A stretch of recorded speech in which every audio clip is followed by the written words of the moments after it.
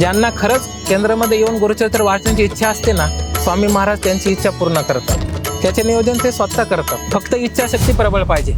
5 वर्ष झाली लग्नाला. एखादं मुलबाळ झालं असतं ना, याच्यापेक्षा मोठा लग्नाचा वाढदिवस साजरा केला असता मी. खूपच पुढचं बोलायला लागलाय.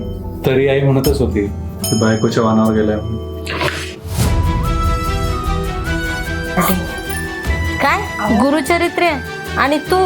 आज एक पण ग्रंथ नाही राहिला. उद्यापासून आपलं स्वामी पुण्यतिथीचं पारायण सुरू आहे ना, त्यामुळे सगळीकडे आज ग्रंथ घ्यायला गेलात. आज ग्रंथच नाही शिल्लक. बहुतेक स्वामींचीच इच्छा नाहीये की मी गुरुचरित्र पारायणाला बसावं. हरिमुखे म्हणा, हरिमुखे म्हणा. पोहे द्या ना. मधल्या रस्त्याला पुढे जा. त्या अलीकडच्या रोडला लागली ना, तरी गाडी घेतो. पुढे जाऊन लिफ्ट माग मला. तुला भेटून फक्त गोड गोड बोलून गाडी घेतो. तू ओळख पाहतो आणि एकदा ओळख वाढल्यावर एक्सक्यूज मी. बोला ना दादा. बरं बसावे.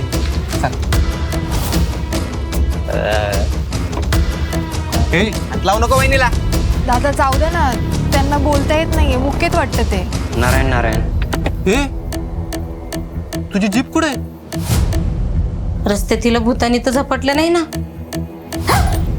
तसं बायकांनी बाहेर काम करणं काही वाईट नाही बरं का, पण बाहेर कामाला गेलं कशाला पाहिजे असली थेर. परपुरुषांच्या एवढं जवळ जायचं. पण तशी स्वभावला ती चांगली होती बरं का. हवं तर मला विष दे खायला, ते खाते मी. चालेल.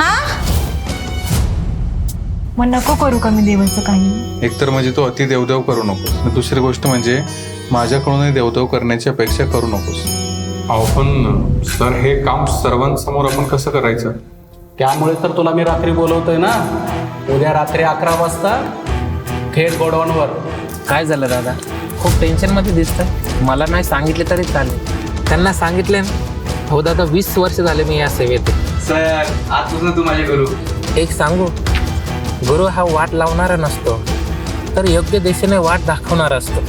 मी आता तुला कायमचा आराम दिलाय बरं का. उद्यापासून तू काही कामाला येऊ नको. त्या आयुष्याचे 12 वाजले. सर छातीत दुखतंय सर. अरे छातीत खूप दुखतंय सर.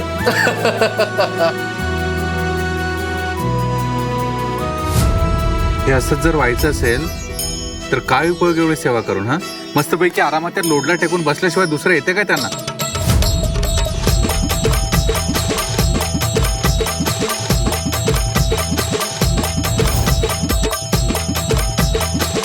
लक्षात ठेवा, जेव्हा एक दरवाजा बंद होतो ना, त्याआधी दुसरा दरवाजा उघडलेला असतो.